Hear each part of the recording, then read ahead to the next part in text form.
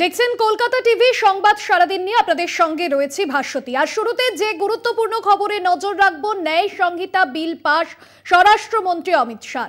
3টি ফৌজদারি আইনের সংশোধন বিল পেশ, বিরোধীদের আপত্তি সত্ত্বেও পাশ হতে চলেছে বিল। লোকসভায় পাশ ভারতীয় ন্যায় সংহিতা বিল এবং এর আগে এই বিলগুলিকে নিয়ে বারংবার বিরোধীদের তরফে কটাক্ষ করা হয়েছে। অবশেষে ন্যায় সংহিতা বিল কার্যত বিরোধী শূন্য লোকসভায় পাশ হয়ে গেল। এই বিল দাসত্বের চিহ্ন মিটিয়ে দিয়েছেন নরেন্দ্র মোদী সরকার।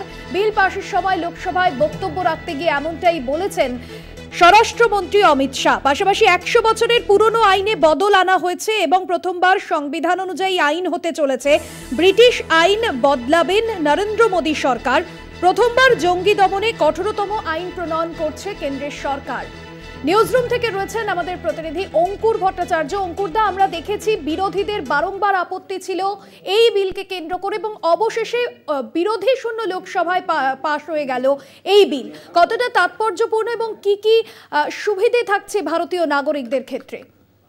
যেটা ভাস্বতী, আমরা সকলেই জানি 97 জন সাংসদ এই মুহূর্তে সংসদে লোকসভায় নেই, ফলে সেই বিরোধী শূন্য লোকসভাতেই পাশ হয়ে গেল এই ভারতীয় দণ্ড সংহিতা।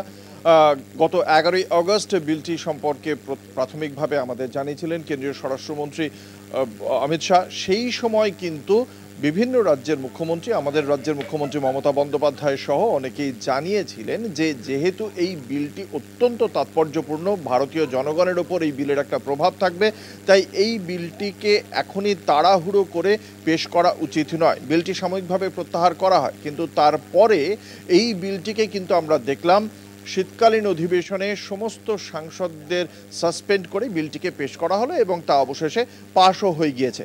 1860 সালের তৈরি যে ইন্ডিয়ান পেনাল কোড, সেটা এখন ভারতীয় ন্যায় সংহিতা।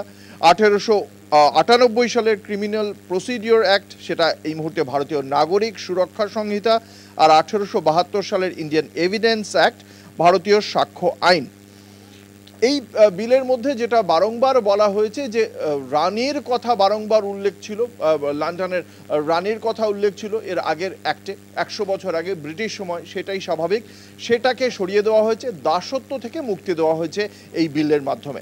নাম্বার 1। নাম্বার 2, এই বিলে বলা হয়েছে যেহেতু সেই সময় ব্রিটিশ শাসন চলছিল, সেই সময় ব্রিটিশ পতাকা ইউনিয়ন জ্যাক, তার যাবতীয় যে অপমান, সেই অপমানের ক্ষেত্রে কি কি শাস্তি হবে সেই বিষয়টিকে প্রাধান্য দেওয়া হয়েছিল। আর কিসে প্রাধান্য দেওয়া হয়েছিল? প্রাধান্য দেওয়া হয়েছিল যেখানে ব্রিটিশ শাসকের যে সম্পত্তি রয়েছে, সেই সম্পত্তির ওপর যদি কোনো হামলা হয়, সেই তার প্রেক্ষিতে কি শাস্তি, সেগুলি। কিন্তু এইখানেই কেন্দ্রের সরকারের বক্তব্য যে যেখানে মহিলা এবং শিশুদের ওপর অপরাধকে অগ্রাধিকার দেওয়ার কথা, কোনো মানুষের ওপর আঘাতেরকে অগ্রাধিকার দেওয়ার কথা, সেখানে ব্রিটিশ শাসক এভাবেই তাদের এই ইন্ডিয়ান পেনাল কোড তৈরি করেছিল। সেই বিষয়টি থেকে সরে এসেছে নরেন্দ্র মোদী সরকার এবং তারা এই বিষয়টি এনেছে। এবং আগে যে বিষয়টি রাজদ্রোহ ছিল, এখন সেটা দেশদ্রোহ, এবং সেক্ষেত্রেও বলা হচ্ছে যে যথেষ্ট করা হবে। বিরোধীদের বক্তব্য তোমায় জানিয়ে রাখি, এই আইনে বলা হয়েছে যে যিনি ইচ্ছাকৃতভাবে জেনে শুনে শব্দ দ্বারা, কথায় বা লেখায়, চিহ্ন দ্বারা, দৃশ্যমান উপস্থাপনা দ্বারা, বৈদ্যুতিন যোগাযোগের মাধ্যমে যদি কোনোভাবে উত্তেজিত করে বা উত্তেজিত করার চেষ্টা করে, বিচ্ছিন্নতা বোধ তৈরি করে, সশস্ত্র বিদ্রোহ করে, সেক্ষেত্রে এগুলো ভারতের সার্বভৌমতা বা একতা, অখণ্ডতাকে বিপন্ন করে। এক্ষেত্রে এই ধরনের কাজকে কিন্তু দেশদ্রোহ হিসেবে গণ্য করা হবে। যাবজ্জীবন কারাদণ্ড বা 7 বছর পর্যন্ত কারাদণ্ড হবে এবং জরিমানাও হতে হবে। এখানে খুব গুরুত্বপূর্ণ যে কোন ক্ষেত্রে প্রযোজ্য হবে এই দেশদ্রোহ অ্যাক্ট। এই দেশদ্রোহ আইনটি প্রযোজ্য হবে, যে কথা বলা হয়েছে এই আইনে, যে সরকারি পদক্ষেপের বিরুদ্ধে অভিমত প্রকাশ করে আইন ভাঙার উস্কানি দিলে বা দেওয়ার চেষ্টা করলেই তাকে গণনা করা হবে দেশদ্রোহ করা হয়েছে। অর্থাৎ এই যে আইন অমান্য আন্দোলন বিভিন্ন সময় আমরা দেখে থাকি রাজ্য বা কেন্দ্রীয় সরকারের বিরুদ্ধে বিরোধীরা করে থাকে, সেই আইন অমান্য আন্দোলন কিন্তু আদতে সেই দেশদ্রোহের সমতুল্য হয়ে দাঁড়াচ্ছে।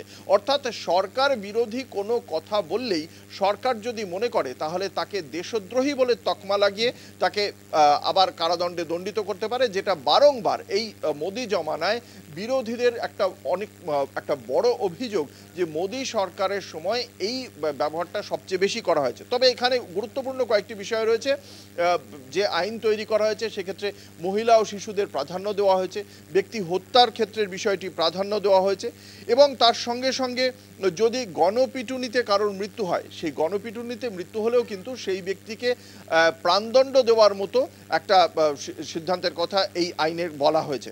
তবে এই বিষয়টি অত্যন্ত গুরুত্বপূর্ণ যে যখন রাষ্ট্রদ্রোহ বিষয়টি সুপ্রিম কোর্টও সেই অর্থে আলোচনার জন্য বলেছে, আমরা দেখেছি গত বছরই বলেছিল যে এর উদ্দেশ্যটা নিয়ে প্রশ্ন তুলে দিয়েছিল সুপ্রিম কোর্ট, তারপরেও কিন্তু এই জায়গাটায় মূলত বিরোধীদের যে আন্দোলন তাকে দমন করতেই ব্যবহার করা হয়েছে এই রাষ্ট্রদ্রোহ আইন।